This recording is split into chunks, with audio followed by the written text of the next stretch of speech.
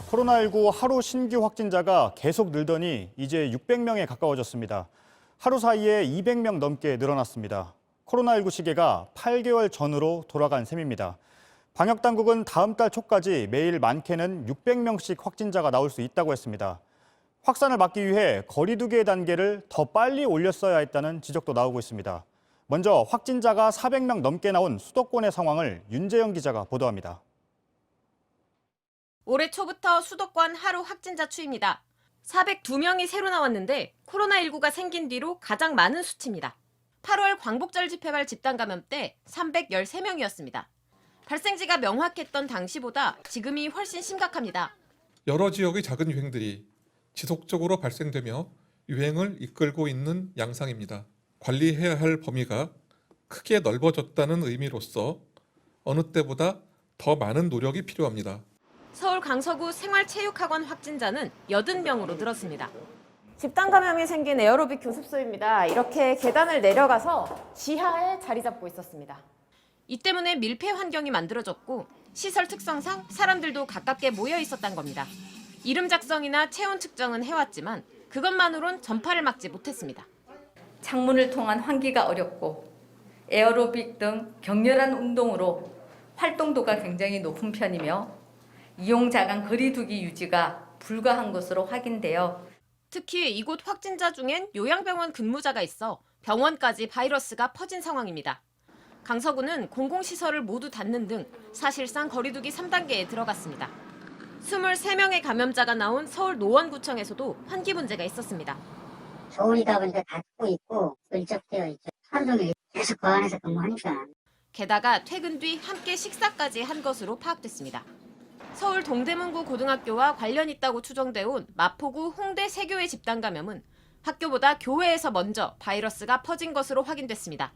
이 교회 관련 감염은 124명으로 불어났습니다. JTBC 윤재영입니다. 외부와 접촉이 거의 없는 군부대에서도 지금 확진자가 빠르게 늘고 있습니다. 어제 처음으로 집단 감염이 보고된 경기도 연천의 군부대에선 오늘까지 70명의 확진자가 나왔습니다. 군부대 안에서의 감염으론 가장 많은 사례입니다. 모든 장병들의 휴가 외출은 다음 달 7일까지 금지된 상태인데요. JTBC 취재 결과 국군 의무사령부는 금지 기간을 더 연장해야 한다고 국방부 장관에게 제안한 걸로 파악됐습니다. 이한길 기자입니다. 경기도 연천의 한 신병 교육대입니다. 구급차와 버스가 끊임없이 부대 안으로 들어갑니다. 코로나19 확진자를 병원으로 옮기고 있습니다. 이 부대에서만 어제부터 지금까지 확진자 70명이 나왔습니다. 주둔진의 전 장병 860여 명을 전수조사한 결과입니다. 군부대 내 최대 규모로 감염됐습니다. 대부분 2주 전 입대한 신병들입니다. 군은 곧바로 코로나19 대응 단계를 2.5단계로 올렸습니다.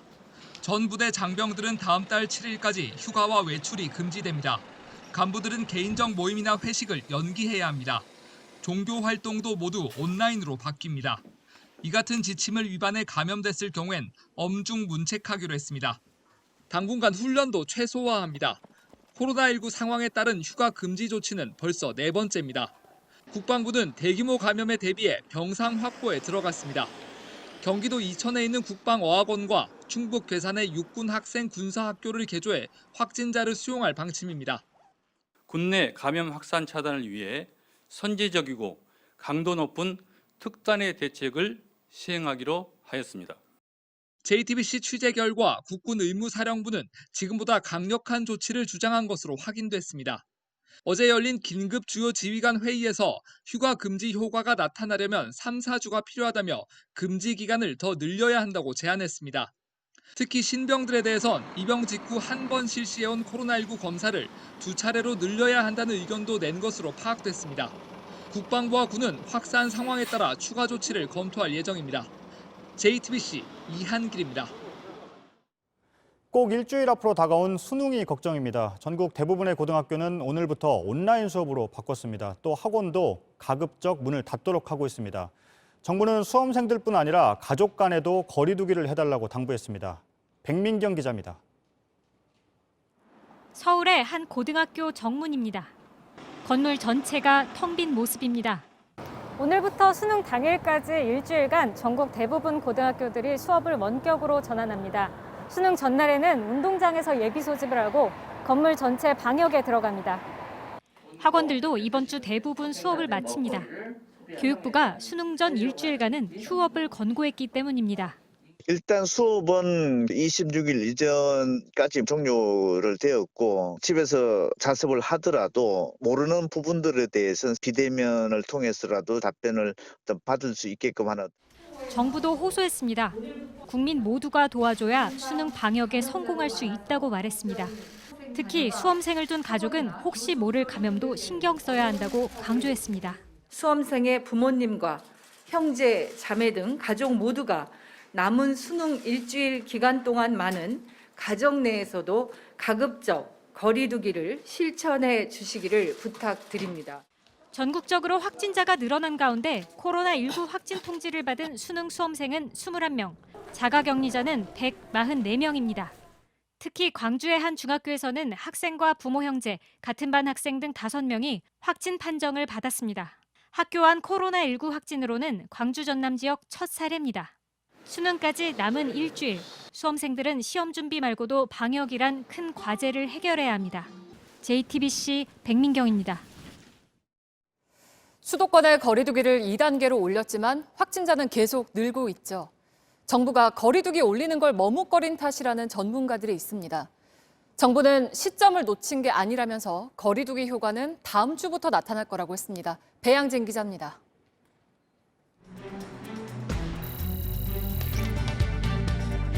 (11월 1일) 일요일 이후 홍대 세교회 방문자와 교인은 검사를 신속하게 받으시기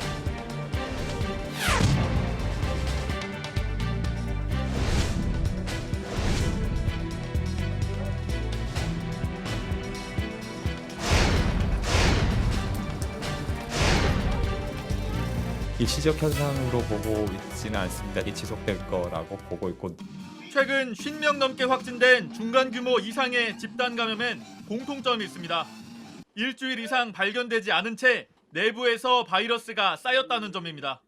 수도권에선 지난 19일부터 거리두기 1.5단계가 24일부터는 2단계가 적용됐습니다. 전문가들이 단계를 올려야 한다고 주장한 시점보다 길게는 일주일까지 늦었습니다. 지금 있는 환자들이 1.5단계도 2단계 사회적 거리두기를 올렸었으면 좀 덜 발생할 수 있는 환자들이 발생을 본격적으로 하는 거잖아요. 확산 규모가 커지고 있는 만큼 거리두기 단계를 2.5단계 이상으로 서둘러 올려야 한다는 지적도 나옵니다. 거리두기 2.5단계는 전국적 유행이 본격화되는 단계입니다. 주 평균 하루 확진자가 400명을 넘거나 전국 2단계 상황에서 환자 수가 가파르게 늘면 올릴 수 있습니다. 하지만 정부는 2단계 거리두기 효과가 다음 주부터 나타날 수 있다고 했습니다. 이르면 다음 주 초, 그렇지 않다면 다음 주 후반부에 있어서는 어떤 유행이 정점을 지날 수도 있지 않을까 이렇게 판단하고 있습니다. 거리두기 2.5단계에선 백화점이나 마트도 밤 9시 이후 영업이 중단됩니다. 50명 넘게 모이는 행사는 할 수 없고 회사에서도 3분의 1 이상은 재택근무가 권고됩니다. 정부는 마스크 쓰기와 거리두기 등 개인 방역을 더 철저히 해달라고 당부했습니다. JTBC 배양질입니다. 네, 국내 코로나19 사망자는 현재 515명입니다. 인공호흡기 치료를 받고 있는 위중증 환자도 78명입니다. 지금 추세면 2주 안에 남아있는 중환자 병상이 꽉 다 찹니다. 지금부터 대책을 준비해야 최악의 상황을 막을 수 있을 걸로 보입니다. 최승훈 기자입니다. 코로나19 확진자를 실은 구급차가 들어갑니다. 중증도가 높은 환자들이 치료받는 국립중앙의료원입니다. 이곳에 준비된 음압병상은 총 28개입니다. 지금은 대부분이 차서 총 21개 병상에 코로나19 확진자가 들어와 있습니다. 정부가 연내 확보하겠다고 한 코로나19 중환자 전담 치료 병상은 220개입니다. 현재 확보된 건 약 71%, 157병상. 이 중 환자를 받을 수 있는 병상은 75개, 절반 수준입니다. 지금의 확산 추세로 앞으로 1, 2주면 남은 병상이 다 찰 수 있습니다. 코로나19에 새로 감염된 환자가 급격히 늘고 있고 5에서 10일 정도 뒤에는 위중증 환자가 되는 사람도 나올 수 있습니다. 만약 500명대로 계속 발생한다면 2주 정도 의료 체계가 감당할 수 있는 병상이다라고. 병상 수도 문제지만 더 급한 건 부족한 의료 인력입니다. 코로나19 중환자 병상에 투입할 의사와 간호사 인력은 짧은 시간에 확보하기 어렵기 때문입니다. 사실상 공공병원에서 인력을 구하기 어려운 상황입니다. 이미 중환자실 인력과 장소를 갖춘 민간병원이 나서야 한다는 목소리가 나옵니다. 질병관리청은 의료기관과 생활치료센터의 불필요한 병상 소진을 막으려 경증 환자를 환자의 집에서 치료하는 방법도 검토 중입니다. JTBC 최승훈입니다. 네, 보신 것처럼 확진자가 더 늘면 병상이나 의료 인력이 부족한 게 당장 문제인데요. 감염내과 전문입니다. 경기도 코로나19 긴급대책단의 임승관 공동단장과 잠깐 이야기해 보겠습니다. 안녕하십니까?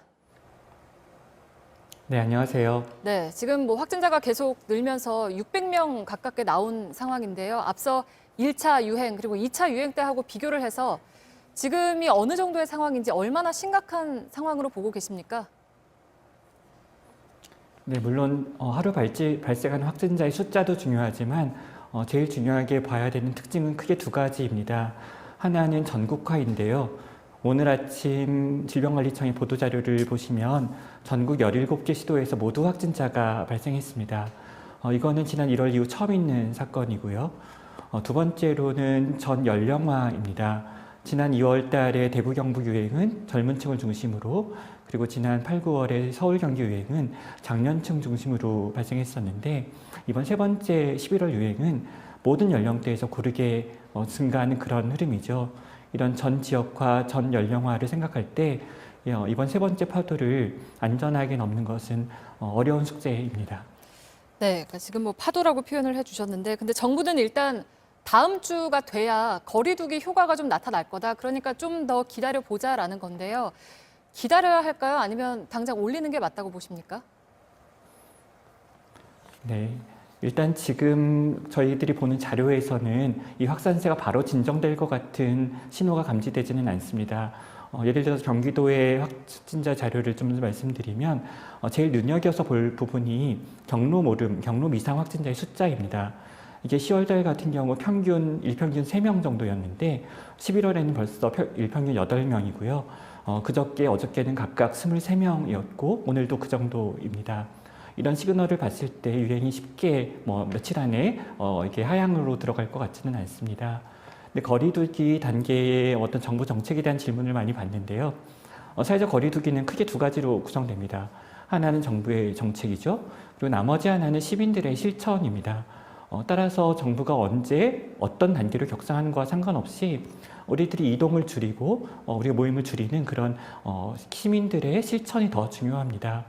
그리고 한 가지 말씀드리고 싶은 건 이번 세 번째 파도를 거리두기 단계를 격상하면서 잘 이겨냈을 때 시간이 지나면 네 번째, 다섯 번째 파도가 다시 찾아올 거라는 겁니다.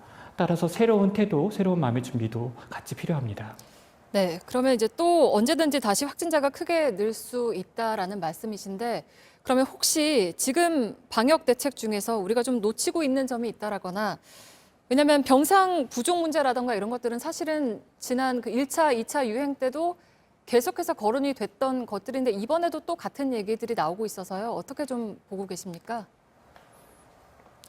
네, 의료자원 확충이라는 부분만 좀 집중해서 말씀을 드리면 우리가 팬데믹을 대응하는 전략은 크게 두 가지여야 합니다. 하나는 우리의 의도대로 유행이 통제되고 있을 때 사용하는 전략, 그리고 나머지 하나는 불행히도 안타깝게도 유행이 우리의 통제를 벗어날 때, 그리고 확산이 폭증할 때, 이럴 때 사용하는 대응 전략이 있어야 됩니다. 예를 들어서 하루에 확진자가 300명, 400명 안정적으로 우리 의료체계가 감당할 수 있는 수준에서 발생하는 하나의 시나리오가 있지만 만약에 몇 주 뒤에 혹은 한두 달 뒤에 확진자가 1000명, 2000명 혹은 5000명 발생한다면 그때 어떻게 대응할 것인가 이런 또 다른 시나리오가 필요한 거죠. 따라서 정부는 이 두 가지에 대한 대응 준비를 갖추어야 되고 또 하나 A 작전에서 B 전략으로 옮겨가는 그 전환하는 것에 대한 준비도 같이 해야만 합니다. 네, 알겠습니다. 오늘 여기까지 듣겠습니다. 고맙습니다. 네, 감사합니다. 네, 경기도 코로나19 긴급대책단의 임승관 공동단장이셨습니다.